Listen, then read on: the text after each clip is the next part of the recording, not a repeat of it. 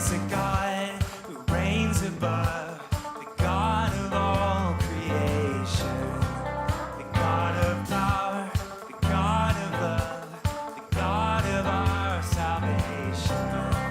He fills my soul with sweet relief and makes my faithless murmur cease. To God all praise and glory, to God all praise and glory, to God all praise and glory, God all praise and glory. Well, a few welcomes. Well, welcome to you and to this. We don't know exactly what it's going to be yet, but for now, we'll try it out, see what happens. But some other welcomes. Welcome first to you, Ray. Well, thank you, Stefan. Where are we? What are we doing? We are in one of my favorite spots in Burlington. This is Willowbrook Park. It's got this beautiful stretch in between these houses, this neighborhood on either side, and yet right in the middle is a collection of gathering places for people all along the way. But this is, as the sign behind me says, Ingle Farm Spring. Was there farming here? There was a number of years ago, and I think that's the inspiration to honor that memory. Yeah. Wow. It's just beautiful. The whole park really is beautiful, isn't it? I mean, it's like right in the middle of town in Burlington, there's this oasis. Yeah. It is gorgeous. It really is gorgeous. I guess instead of running today, you'll walk with me, or I'll walk with you. Glad to. And enjoy the company. And, but that pandemic, you know, it shut everything down. This is not everybody, but the thing that for me, going through that, there was a sense of grief, lostness, isolation, and fear. It's like or me, I won't say, it's like you kind of lose your bearings. Loneliness was the one that hit hard for me. Really? Being distant from people, and even if I could see them through Zoom, FaceTime, whatever. Yeah. But not having that intimate connection. Yeah, and you couldn't. So the thing that does for us though, it's like pulling the rug out from under people, and we don't know where to land or how to land. And then the truth is, whether we want to see it, believe it, understand it or not, the world in which we are living is not the same as it was prior to the pandemic. And that's so hard for me to grasp, to hold on to. Yeah. I spent the last 3 years looking for other places that I've known and been comfortable in and safe in. Yeah. But they don't sit the same anymore. Right. You know, so thinking about loss and grief, isolation, loneliness, and having the rug pulled out from under you. There's a story that is a biblical story that there were some folks that we think this is bad, it was worse for them. You remember it? Walk to Emmaus. Yep, you're exactly right. Tell me about that. What do you remember about that story? I remember a couple walking along, probably a dirt path, I would guess, not paved like this. They didn't have a bunch of concrete. They probably That's a didn't have a mixture. wonderful spring of memories back here. But they're Cleopas walking and along. somebody else, we don't know. Cleopas and someone else walking along, trying to figure out life in a very new world for them. Yeah, because their world had been surrounded by Jesus and what all his hope was, and their hope in Jesus obliterated. Gone. Yeah, In the blink of an eye. Yeah, it was like if you'd planned a career and you've been in a career and all of a sudden the whole place shuts down and you have no place to land, no retirement, no income, what do? Or you lose a spouse, or you lose a child, Yeah. or a close friend, somebody you depend upon.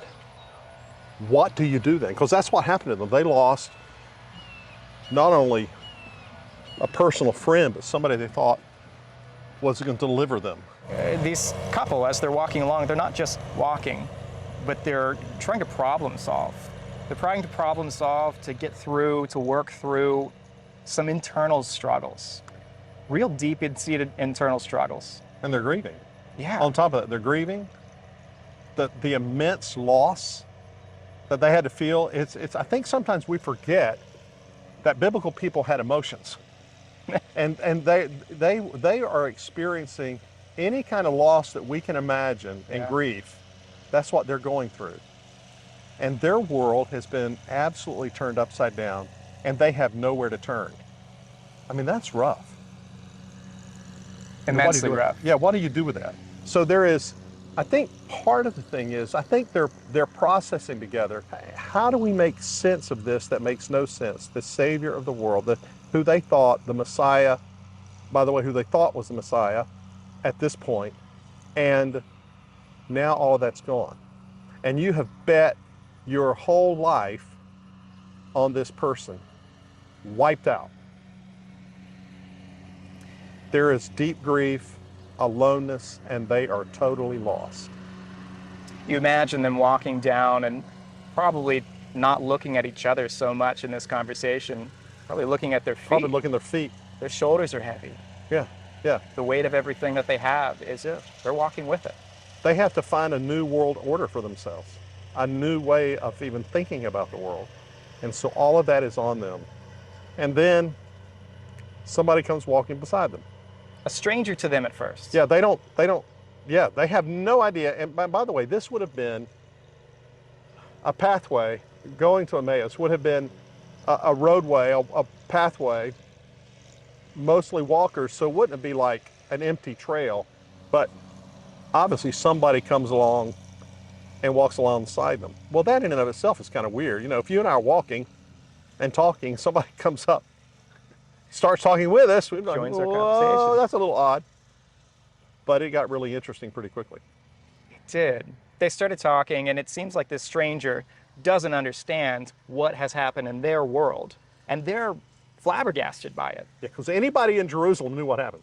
How could this person, this stranger, not have heard the great news, which was not all that positive? And so then they begin to tell this stranger what had happened. And then the stranger begins to tell them why it happened. Essentially, that's what they're telling is, yeah, but did you not hear what the prophets had said?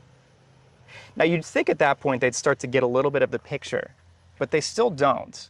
Yet they engage it, they continue to ask questions and have this conversation because something about this stranger, well, it's piquing their interest. Yeah, actually, when you're reading the text, if you're reading in the original languages, not so much in English, but you can feel the intensity. It's like a script or a mystery that's just building. You can sense the emotionalness that they are starting to engage with this stranger. Yeah. Well, they continue walking along and having conversations, and they finally get to a place where their home must be close to the road. Yeah. Maybe their driveway, and they start walking up that direction. And the stranger doesn't seem like they're going to engage. They're not impolite to ask, hey, can I come to your house for dinner? And the stranger keeps walking. So the stranger's not has no intention of stopping. It's not pressing upon them. He's just there for the ride, for whatever they have invited him to. And funny enough, they do invite him. They invite him in to their home. They invite him to have dinner with them. And it's an amazing scene that happens at the table. When I've got to get this right. Now, these guys are about as smart as me. That's not a compliment. They invite Jesus into their home. We don't know whose home it was. We're going to assume Cleopas, but who knows? And so they invite him into his house. Absolutely. To stay the night, to have dinner.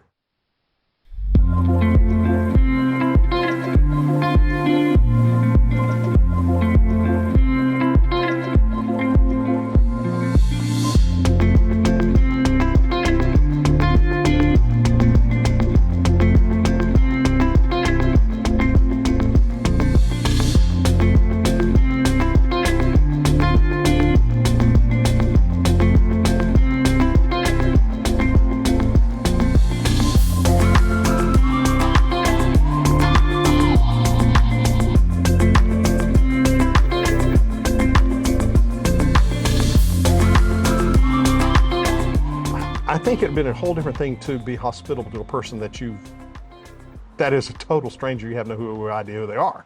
Well, there's an opportunity there for this couple to not have extended that invitation, and then full stop.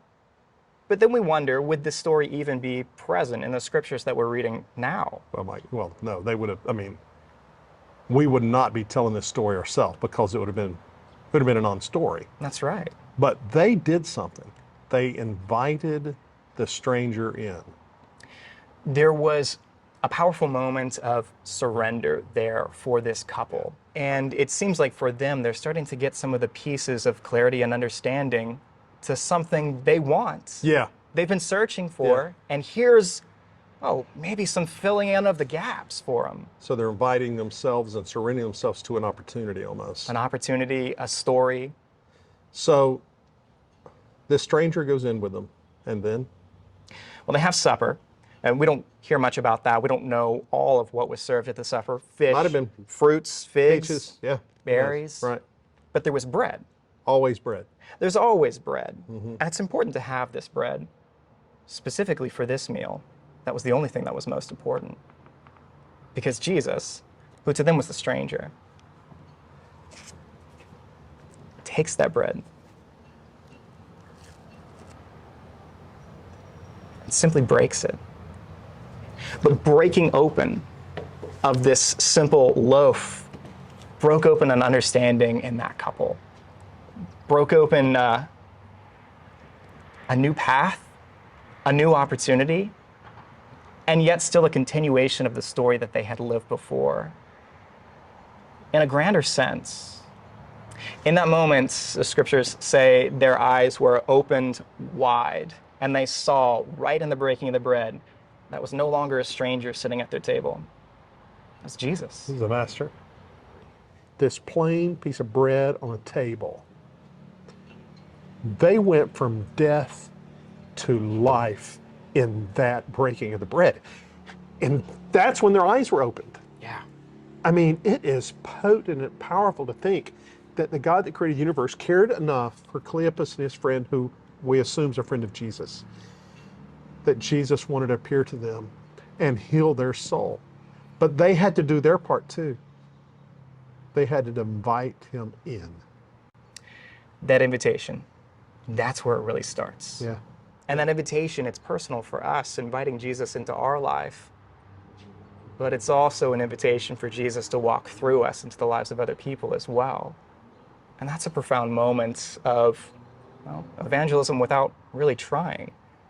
It's opening up your table. And God does unbelievable things. Amazing things. Yeah. So it's just amazing to me that God takes the ordinary. If we just give God the invitation and creates extraordinary bread. Then it's no longer our table, is it? Phew. It's God's table. Wow. So many places we could go with this. Yeah.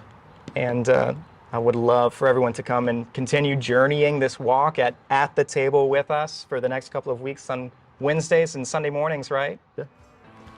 So welcome to the table.